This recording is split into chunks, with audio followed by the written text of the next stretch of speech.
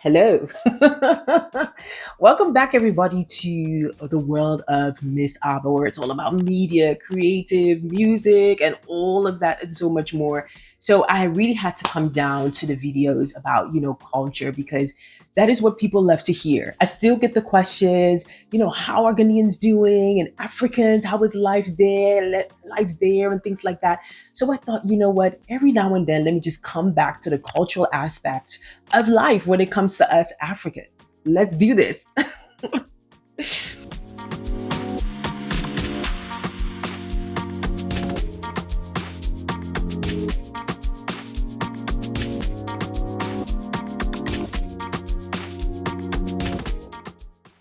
Some of the questions that are often, asked is Ghanaians in the Netherlands, who are you? What keeps you busy? So I'll break things down just a little bit. So first of all, to give you a bit of an idea of Ghanaians in the Netherlands are about, according to statistics, at the moment around 20K. So that is then your registered people of Ghanaian descent here in the Netherlands, predominantly, in the capital city, Amsterdam, also a second large city, which is The Hague. And then you look at your other what we call urban areas. Then you have Rotterdam and Utrecht. So this amount kind of downsized over the years. I believe it was a bit more, let's say around your 2005 and 2007 times, where we were about 30K strong, which is then including some unregistered people. But because of migration, people finding greener pastures elsewhere, the abrochire, as to how we call it, meaning that, some have really found their greener pastures or their better life in other countries like your United Kingdom, United States, and, some other places. Because as migrants, what you usually do is travel because you want to build a better life, which is of economical reasons, and that is most of the reasons why Ghanaians here in the Netherlands are here. So to break it down even a bit more, the generations of Ghanaians here would probably be up until your third, maybe sometimes even your fourth generations. So, according to the language, and to give you a bit of context here in the Netherlands, what we call your first generations of migrants are the group of Ghanaians that were born in Ghana and that have come here. The international context calls the babies of these people first generation, but we kind of call it different. So we really call it within the context of those that came here. So you have those that came here, which is your oftentimes in the 80s. My parents came in the late 70s. And now they happen to, have children. The early birds who came in the 70s or the late 70s came here sometimes for studying, for working, or sometimes just exploring and ended up being here. And then what happens is when it favors a group of people in terms of job, employment, getting a house, then it oftentimes attracts others or their families to come and settle here. So that is the cases of many of us. I wouldn't say all, but many of us that are here in the Netherlands. There are so many stories that I'm going to tap into, but just to give you a bit of background, before I'm even going to engage with others and people that have lived here the longest and what they do and how they do it and all of those stuff. Yeah, that's really pretty much how we are. And we've settled here for quite of a long time. A lot of people also ask, okay, so what kind of languages do you guys speak? We speak Dutch. Okay. Oftentimes we speak Dutch, especially those that are born here. I mean, having to speak Dutch, besides you having a Dutch nationality is mandatory. But we also, a lot of times, many of us are in a position of mastering just at least languages, or maybe two and a half, which is one of the Ghanaian languages, Tree, your Akan, or even Gam, because you also have a group of people here. Ewe, you also have those group of Ghanaians here. So don't get it twisted. You actually have, a good combination of Ghanaians here, but the larger group that are here based in the Netherlands and within those cities that are here are your Akans. So, or the people that are from the tribe Ashanti. So, Asante or how we would call it. So you find a lot of us here, kind of living and being here. You have prominent Ghanaians who do very, very well. It just happens like that. Once you migrate, you settle within an economy, you have the ability to have children and, have more. It allows, migrants to really get into what suits them and get a career that would really work for them. So we really have some good and prominent people of who I will list at the end of this. So the languages that we speak, Dutch, hoe gaat het? Your English, how are you doing? And then, of course, in my case, at the same, which is then Tree. You also have your Gans. I wish I could speak Ga. I only know Achome, MS.ABA. That's all I know.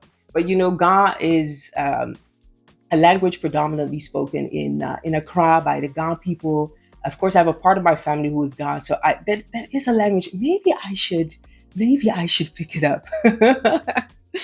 On average, so if you look at the generation who are millennials, on average, from outsiders, because a lot of people of my tribe are people that are based in the UK, US, and they find us to be able to speak Tree or to speak any of our Ghanaian languages very well.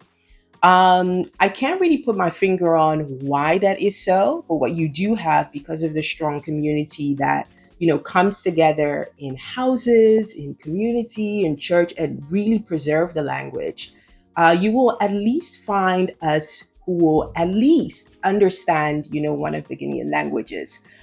Being able to speak it is really different. Some are just really good at it. Some are average. Some are really bad.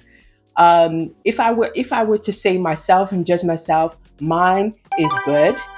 People say that I do it very well, but you know what? I have some ladders to climb. But aside from that, in my case, Tree, speak of that as well.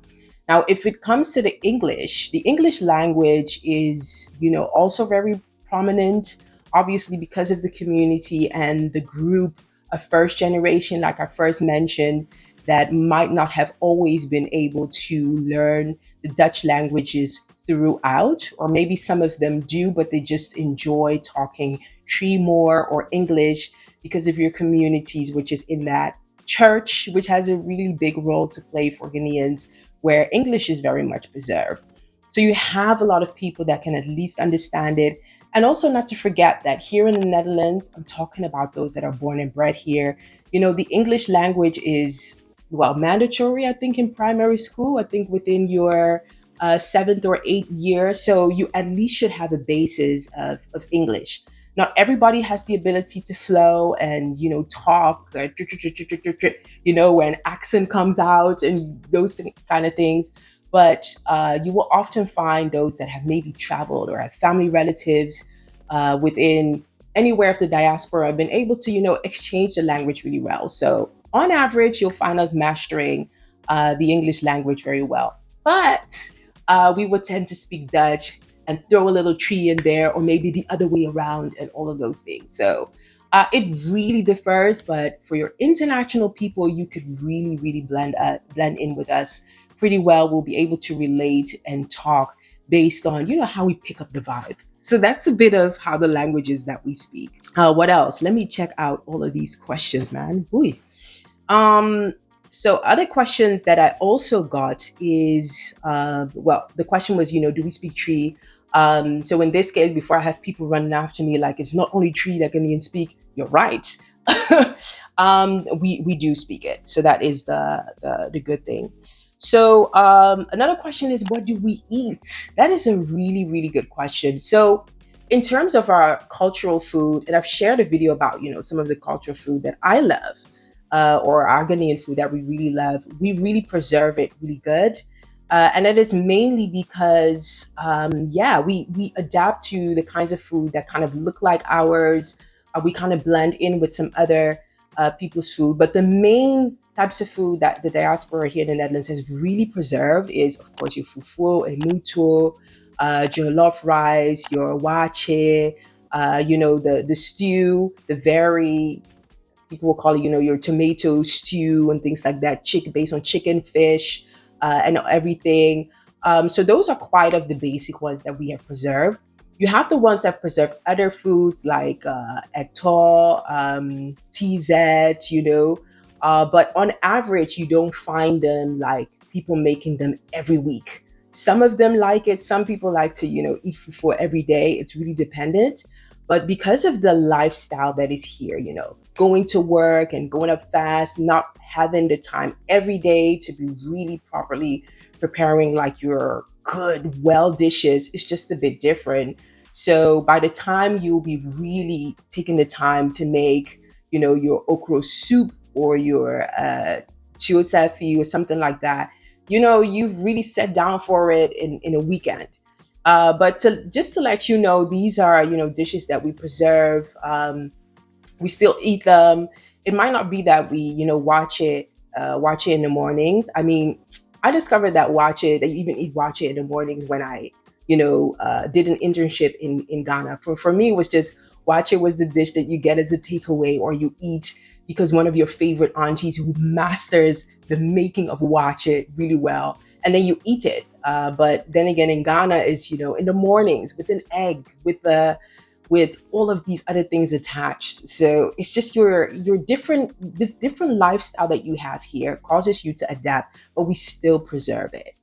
And the other things that we also love is obviously adapting to the different cultures and flavors that we have here in the Netherlands, because on average, the Netherlands is really open to different culture. And because of the fact that, in the past, colonial relations, the Netherlands has really dibbled and dabbled into different countries. You'll find your Indonesians here, you'll find your Suriname, Afro Suriname, you'll find your Chinese, you'll find your Indonesians, which I mentioned before. But you'll find it very much. And they also have dishes that the Dutch brought in, they have brought in, and then we have also copied in a way. So those dishes will be what we call your nasi, which is maybe could be like the big sister of your fried rice, bami. There are some other dishes that we've really like embraced, and because of our relations with different, multicultural groups, we've been able to learn it and or maybe adapt some other kind of flavor to it. But those are the dishes that we love. So on average, these are dishes that Ghanaians have eaten as well. Now I got the question if Ghanaians also eat Dutch food. It's yes and no. Because it's yes, because in a lot of instances for, let's say, lunchtime and things like that, it is adapted. So you have to think of your fries and mayonnaise, Dutch fries and mayonnaise. You would have to think of your different kind of sandwiches, which put some cheese on and things like that, broodjekas, and your pancakes and those kinds of dishes. But on average, from my point of view, my POV, it will probably not that the Ghanaian has introduced this as like your dinner. They probably have adapted to it for lunch or something like that, or maybe like a snack. Your waffles, your stroopwafels, and all the other things. But to really sit down where you have Ghanaians eating, your actual Dutch food like boerenkool or hutspot, I haven't ran into many of them. And even myself, do I sit down to prepare it? It's different. Let me put it that way. And I think by the time I would like prepare it, then it would just look like a fufu with sausage and soup. You would kind of remix it and put some herbs in it, and it's yeah, it's just something else. But that is to give you an idea of the food. So I'm gonna get into it on this channel a bit more. So another question is, who are the greats? Ghanaians do well here in the Netherlands. You know what I mean? You have opportunities here. One thing I find interesting when I interact with Ghanaians in Germany, they kind of look at the Netherlands as the Netherlands being more tolerant, being more open to cultures, and having maybe a bit more things to do. We all look at diasporans among each other as like you have this in your favor, or for instance, how we look at the US or UK diasporans as being able to, have this unmatched kind of success in their career and really being black and being pushing forward. Our environment, from what I hear, is looked as, a very dynamic and very cultural, and we're very much complimented a lot because of the fact that we speak Gucci. You know what I mean?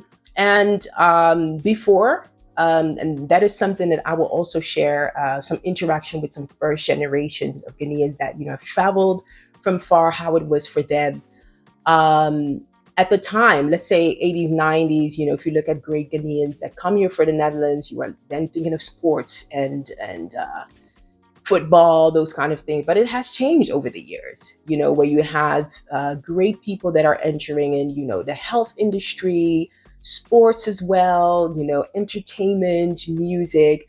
With my show, African Focus, I actually interact with some of these people. You have in acting, Emmanuel Oheneboafo, who's doing quite well, Belinda from the Stoop, who's doing quite well, another lady in film. How can I pick? I'm going to drop names. You, of course, have our superstar who is in the music. You have your Frenna. You have Nana Fofie.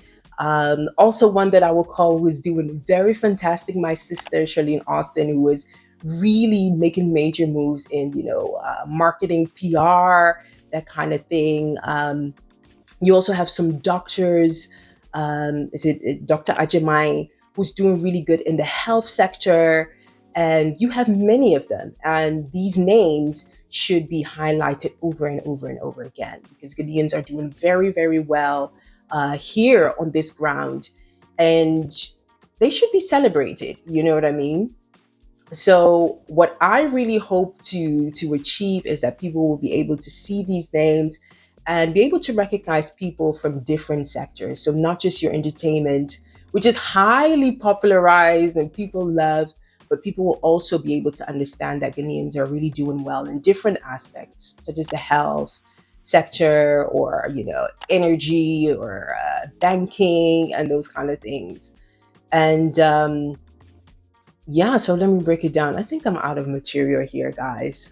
So just to go into a bit about Ghanaians in the Netherlands, which is going to be part of, some more things to give you an idea. It starts with this.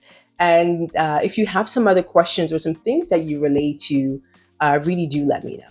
So a fun fact is that all the way back in 2009, I had the opportunity to win a beauty pageant, which is called Face of Ghana, Holland. 2009, I had the opportunity to represent the Ghanaian community in the Netherlands. As a pageant girl, you're like the face, raising money for charity projects. It actually helped me launch my journey as a presenter and broadcaster. And I was able to really develop myself independently, really connect with audiences in Ghana and set up a network for myself and those kind of things. And it allowed me to understand what is really going on in this part of the world in terms of what Ghana is concerned, and in terms of what the Netherlands is concerned. And that has allowed me to be, in communications, an advisor to many of projects that relate to business, that relate to diaspora, culture, and all of that. It has also allowed me to be now in the place that I am as being director of the Hague African Festival, obviously really feeling responsible of celebrating the cultural heritage that we have. So that's a fun fact about me. I'll shed light a bit more about that. But if you would like to know more, there is already a video about how I've been able or how I have become the director of the Hague African Festival, and we're doing a whole lot more as well.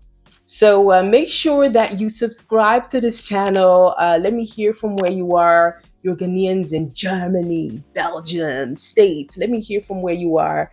I am going to also dive into a question that is about, if you come to the Netherlands, what to do, who to connect with, where to eat.